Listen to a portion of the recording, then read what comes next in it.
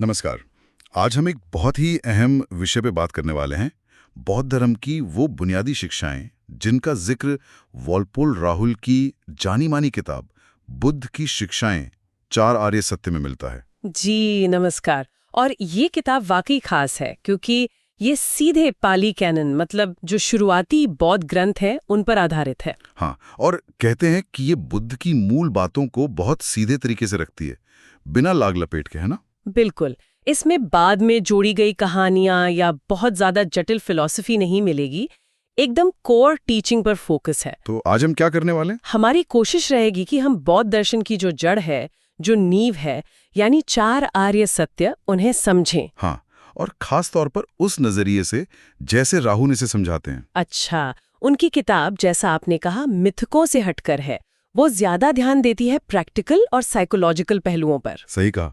तो चलिए शुरू करते हैं, देखते हैं ये ढांचा आखिर है क्या। बिल्कुल, ये जानना दिलचस्प होगा कि इसका स्ट्रक्चर कैसा है। हाँ, और किताब में एक बात जो मुझे बहुत अच्छी लगी वो ये कि राहुल इसे एक डॉक्टर के तरीके से जोड़ते हैं। डॉक्टर के तरीके से? वो कैसे? जैसे डॉक्टर पहले बीमारी पहचानता है, फिर बीमारी का कारण ढूंढता है, फिर ये पक्का करता है कि इलाज हो सकता है या नहीं, और आखिर में इलाज बताता है। अच्छा। ये चार आर्य सत्य भी आप देखेंगी तो ठीक इसी क्रम में है।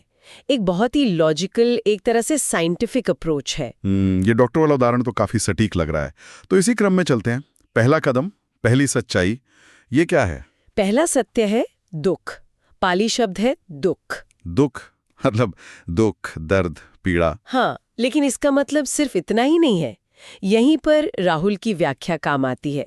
वो कहते हैं कि दुख का मतलब सिर्फ बड़ी मुसीबतें जैसे बीमारी, बुढ़ापा, मौत या किसी अपने से बिछड़ना ही नहीं है। अच्छा, तो फिर और क्या है इसमें? ये सब तो है ही, जाहिर है, लेकिन दुख में वो चीजें भी शामिल हैं जो हमें अच्छी लगती हैं, पर क्योंकि वो बदल जाती हैं, टिकती नहीं, इसलिए उनसे भी एक तरह का असंतोष जुड़ा है। मतलब खुशी में भी दुख?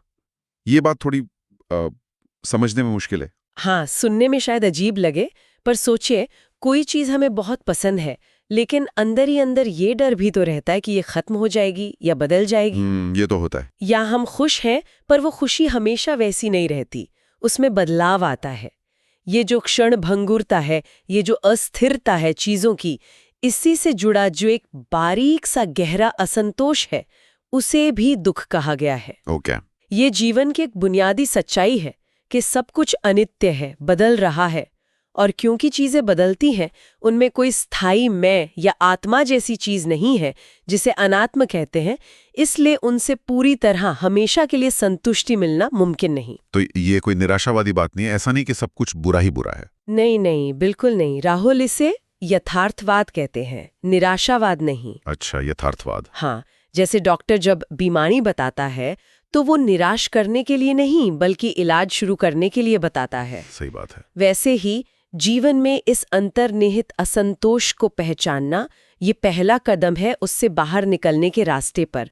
अगर हम मानेंगे ही नहीं कि कोई प्रॉब्लम है तो उसका हल कैसे ढूंढेंगे? ये बात तो सही है। ठीक है, तो पहला सत्य हुआ दुख, यानी जीवन में असंतोष है। अब जाहिर है सवाल उठता है, आता कहाँ से है, क्यों है ये दुख? बिल्कुल, और यहीं आता है दूसरा आर्य सत्य, समुदय, जिसका मतलब है दुख का कारण या उसकी उत्पत्ति। समुदय, और इसका कारण क्या बताया गया है? मैंने तन्हा शब्द सुना है। हाँ, तन्हा पाली शब्द है जिसका मतलब है तृष्णा, प्यास, एक कभी न खत्म होने वाली इच्छा। प्यास? किस चीज की प्यास? राहुल इसे तीन तरह से समझाते हैं। पहली है काम तन्हा, यानी सेंस प्लेजर की प्यास। अच्छा। देखना, सुनना, चखना, महसूस करना, हमारी इंद्रियों को जो अच्छा लगता है उसकी चाहत। ठीक है। दूसरी है भव तन्हा, ये थोड़ी गहरी है। ये है बने रहने की इच्छा, अस्तित्व में रहने की, अपनी पहचान बनाए रखने की, सफलता, नाम, ताकत, इन सब की इच्छा। और तीसरी है विभव तन्हा, ये है मिट जाने की इच्छा। जब दुख बहुत बढ़ जाता है तो इंसान चाहता है कि सब खत्म हो जाए। ये विनाश की इच्छा है एक तरह से। बाप रे, ये तो मतलब हर तरह की गहरी चाहत इसमें आ गई। लेकिन ये तृष्णा, ये इच्छा पैदा क्यों होती है? इसका भी कोई कारण है? हाँ, इसकी जड़ में है अविद्या। अविद्या यानी अज्ञान, इग्नोरेंस। हम चीजों के असली स्वभाव को नहीं समझते। असली स्वभाव मतलब वही कि वो अनित्य हैं, बदलती रहती हैं। हाँ, कि वो अनित्य है, उनमें एक तरह का अंतर्निहित असंतोष है, दुखा, और उनमें कोई स्थायी आत्मा या मैं नहीं है, अनत्ता। अच्छा। से हम क्या करते हैं, हम बदलती हुई अस्थायी चीजों में स्थायी सुख खोजने लगते हैं, उनसे चिपक जाते हैं, और जब वो बदलती हैं या खत्म होती हैं, जो कि उनका स्वभाव है, तो हमें दुख होता है। तो ये एक साइकिल है, अज्ञान से तृष्णा पैदा होती है और तृष्णा से दुख। लेकिन एक सवाल है यहाँ, क्या हर तरह की इच्छा, हर तरह की चाहत बुरी है? जैसे अगर कोई खुद को बेहतर बनाना चाहे या दूसरों की मदद करना चाहे, ज्ञान पाना चाहे, ये भी तन्हा है? ये बहुत अच्छा सवाल है, और बौद्ध धर्म इसमें फर्क करता है। जो दुख का कारण है वो है तन्हा, यानी वो इच्छा जिसमें आसक्ति है, चिपकाव है, जो स्वार्थ से भरी है। ठीक है। लेकिन एक पॉजिटिव इच्छा भी होती है जिसे छंद कहते हैं। छंद? हाँ, ये है किसी अच्छे लक्ष्य को पाने की लगन, जैसे ज्ञान पाने की इच्छा या अच्छा जीवन जीने की इच्छा या दूसरों का भला करने की इच्छा। इसमें वो बेचैनी और पकड़ नहीं होती जो तन्हा में होती है। अच्छा, तो फर्क नियत और आसक्ति का है। बिल्कुल। आर्य अष्टांगिक मार्ग पर चलने की जो इच्छा है वो छंद है, तन्हा नहीं। वो एक हेल्दी मोटिवेशन है। ये समझना जरूरी था। अच्छा, तो हमने दुख को समझा, उसके कारण तृष्णा और अज्ञान को समझा। अब क्या इससे निकलने का कोई रास्ता है या ये बस ऐसे ही चलता रहेगा? और यहीं पर बौद्ध धर्म की सबसे बड़ी आशा की किरण आती है। तीसरा आर्य सत्य, तीसरा सत्य? निरोध, यानी दुख का निरोध, उसकी समाप्ति। ये सत्य कहता है कि हाँ, दुख को पूरी तरह से खत्म किया जा सकता है। सच में? पूरी तरह से? हाँ, अगर तृष्णा को और उसके मूल कारण यानी अज्ञान को जड़ से मिटा दिया जाए तो दुख से पूरी तरह मुक्त हुआ जा सकता है। और ये जो मुक्ति की अवस्था है, इसे ही निर्वाण कहते हैं? जी हाँ, पाली में निब्बान, संस्कृत में निर्वाण। राहुल बताते हैं कि इसका लिटरल मीनिंग है बुझ जाना। बुझ जाना? क्या बुझ जाना? लोभ की आग, द्वेष की आग और मोह यानी अज्ञान की आग का बुझ जाना। अच्छा। ये कोई स्वर्ग जैसी जगह नहीं है, बल्कि मन की एक अवस्था है, परम शांति, परम मुक्ति, परम ज्ञान की। माओ। और सबसे जरूरी बात, इसे इसी जीवन में अनुभव किया जा सकता है। इसी जीवन में? मरने के बाद नहीं? नहीं, राहुल इसी बात पर बहुत जोर देते हैं कि बुद्ध की मूल शिक्षाओं के अनुसार निर्वाण कोई भविष्य का सपना नहीं है। ये एक साइकोलॉजिकल और एथिकल रियलिटी है जिसे यहीं अभी पाया जा सकता है। वाओ। जब कारण, तृष्णा और अज्ञान खत्म हो जाता है तो उसका नतीजा दुख भी अपने आप खत्म हो जाता है। ये पूरी तरह से दुख के चक्र से बाहर निकल जाना है। और तो ये तीसरा सत्य तो बहुत उम्मीद देता है। ये समाधान है, दुखी आखिरी मंजिल नहीं है। बिल्कुल। लेकिन अब सबसे बड़ा, सबसे प्रैक्टिकल सवाल, कैसे इस निरोध तक, इस निर्वाण तक पहुंचे? कैसे ये तृष्णा और अज्ञान को मिटाएं कैसे? और इसका जवाब है चौथा और आखिरी आर्य सत्य, मग। मग? हाँ, मग मतलब मार्ग, रास्ता। ये दुख निरोध तक ले जाने वाला रास्ता है। ये वो प्रैक्टिकल गाइड है, वो तरीका है जिस पर चलकर निर्वाण तक पहुंचा जा सकता है। और इस रास्ते का नाम? इसे कहते हैं आर्य अष्टांगिक मार्ग, नोबल एट फोल्ड पाथ। अष्टांगिक मार्ग, 8 अंगों वाला रास्ता। ये 8 अंग कौन कौन से हैं? क्या ये स्टेप्स हैं, मतलब एक के बाद एक? 8 अंग तो है, पर इन्हें सीढ़ियों की तरह एक एक करके नहीं समझना चाहिए। ये सब आपस में जुड़े हैं और एक दूसरे को सपोर्ट करते हैं। इन्हें एक साथ विकसित करना होता है। अच्छा, एक साथ? हाँ, इन्हें मोटे तौर पर 3 हिस्सों में बांटा जा सकता है। पहला है प्रज्ञा यानी विजडम या सही समझ। दूसरा है शील यानी एथिकल कॉन्डक्ट या नैतिक आचरण। और तीसरा है समाधि यानी मेंटल डिसिप्लिन या मानसिक अनुशासन। प्रज्ञा, शील और समाधि। ठीक है, इनके अंदर कौन कौन से अंग आते हैं? प्रज्ञा या विजडम में 2 अंग हैं। पहला, सम्यक दृष्टि यानी राइट अंडरस्टैंडिंग, 4 आर्य सत्यों को ठीक से समझना, चीजों की असलियत, अनित्य, दुख, अनात्म को समझना। ये सीधे सीधे अज्ञान को काटता है। दूसरा, सम्यक संकल्प यानी राइट थॉट या इंटेंशन, ऐसे विचार रखना जो लोभ, द्वेष, हिंसा से मुक्त हों, त्याग के, मैत्री के, करुणा के विचार, ये तन्हा को कमजोर करता है। ओके, ये हुए प्रज्ञा के 2 अंग। अब शील? शील यानी एथिकल कंडक्ट में 3 अंग हैं। तीसरा, सम्यक वाणी, राइट स्पीच, झूठ बोलने, चुगली करने, कड़वा बोलने और फालतू बातें करने से बचना। सच बोलना, नर्म बोलना, काम की बात करना। चौथा, सम्यक कर्मांत, राइट एक्शन, हिंसा से, चोरी से और गलत यौन आचरण से बचना।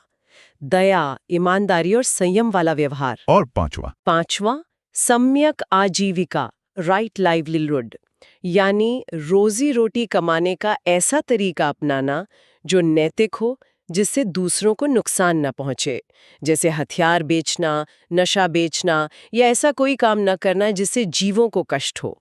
ये हो गए शील के 3। अब बचा समाधि। हाँ, समाधि यानी मेंटल डिसिप्लिन। ओके। इसमें भी 3 अंग हैं। छठा, सम्यक व्यायाम, राइट एफर्ट। इसका मतलब है बुरे नेगेटिव विचारों को मन में आने से रोकना और जो आ गए हैं उन्हें निकाल देना, और अच्छे पॉजिटिव विचारों को पैदा करना और उन्हें बनाए रखना। सातवां, सम्यक सती, राइट माइंडफुलनेस। अपने शरीर, अपनी भावनाओं, अपने मन के विचारों और आसपास की दुनिया के प्रति पल पल जागरूक रहना, बिना जज किए, बस देखना, जानना कि क्या हो रहा है। और आठवां, सम्यक समाधि, राइट कंसंट्रेशन। मन को एक जगह टिकाना, एकाग्र करना।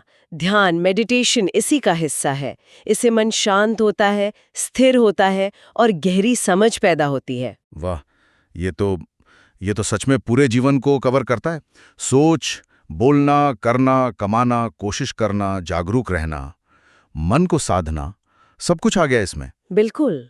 और राहुल यही जोर देते हैं कि ये कोई अलग अलग खाने नहीं है, ये सब मिलकर काम करते हैं। कैसे? देखिए, शील से मन शांत रहता है, जो समाधि के लिए जरूरी है। समाधि से मन स्थिर और तेज होता है, जिससे प्रज्ञा पैदा होती है, और प्रज्ञा से हमें फिर शील और समाधि को और बेहतर करने की प्रेरणा मिलती है। अच्छा, ये एक साइकिल की तरह है जो ऊपर की ओर ले जाता है? हाँ, बिल्कुल। ये तीनों मिलकर धीरे धीरे तृष्णा और अज्ञान की जड़ों को काटते हैं, और जब जड़ें कट जाती हैं तो दुख का पेड़ अपने आप सूख जाता है। ये कोई किताबी बात नहीं, ये रोज की प्रैक्टिस है। तो अगर हम आज की पूरी बातचीत को समेटें, तो वॉलपोल राहुल की किताब के हिसाब से बुद्ध की शिक्षाओं का सार इन 4 आर्य सत्यों में है। पहला दुख है, जीवन में असंतोष है। हाँ, दुख सत्य। दूसरा, इस दुख का कारण है हमारी तृष्णा, हमारी प्यास, जो अज्ञान से पैदा होती है। समुदय सत्य। तीसरा, इस दुख को खत्म किया जा सकता है। एक अवस्था है जिसे निर्वाण कहते हैं, जहां दुख नहीं है। निरोध सत्य। और चौथा, उस निर्वाण तक पहुंचने का एक प्रैक्टिकल रास्ता है, आर्य अष्टांगिक मार्ग। मग्ग सत्य। बिल्कुल। ये तो बहुत ही व्यवस्थित, बहुत लॉजिकल लगता है पूरा ढांचा। हाँ, और मेरे ख्याल से यही बात राहुल की किताब को खास बनाती है। वो इसे किसी रहस्य या फेथ की चीज की तरह नहीं, बल्कि जीवन की एक असल प्रॉब्लम और उसके समाधान के एक व्यवहारिक, मनोवैज्ञानिक और नैतिक तरीके की तरह पेश करते हैं। उनका जोर बुद्ध के उन मूल विचारों पर है जो अनुभव और तर्क पर टिके हैं, ना कि किसी ईश्वर या बाहरी शक्ति पर। ये एक तरह से खुद आकर देख लो वाला अप्रोच है। बुद्ध कहते थे, एहे पसिको, आओ और देखो, खुद अनुभव करो। ये बात बहुत मायने रखती है। हजारों साल पुरानी बातें, लेकिन आज भी कितनी रेलेवेंट लगती हैं, है ना? आज की दुनिया में जो तनाव है, जो बेचैनी है। निश्चित रूप से। और ये सिर्फ बौद्धों के लिए नहीं है। कोई भी व्यक्ति जो अपने मन को समझना चाहे, जीवन में थोड़ी ज्यादा शांति और समझ लाना चाहे, उसके लिए ये उपयोगी हो सकता है। हाँ, इसका मकसद सिर्फ जानना नहीं, बल्कि बदलना है। बिल्कुल।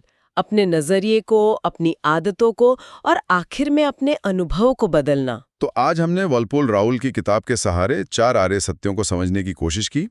एक स्पष्ट खाका मिला, समस्या, कारण, समाधान और समाधान का रास्ता। हाँ, और ये याद रखना जरूरी है कि ये सिर्फ सुनने या पढ़ने की बात नहीं है।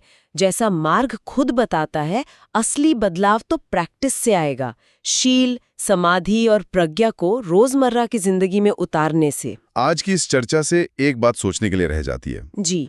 अगर पहले सत्य दुख का मतलब ये भी है कि जो पल हमें अच्छे लगते हैं, जो खुशी देते हैं, उनमें भी क्षणभंगुरता की वजह से एक बारीक सा असंतोष छिपा है, तो इस बात को गहराई से समझना और अपनाना, ये हमारे रोज के अनुभवों को देखने के तरीके को कैसे बदल सकता है?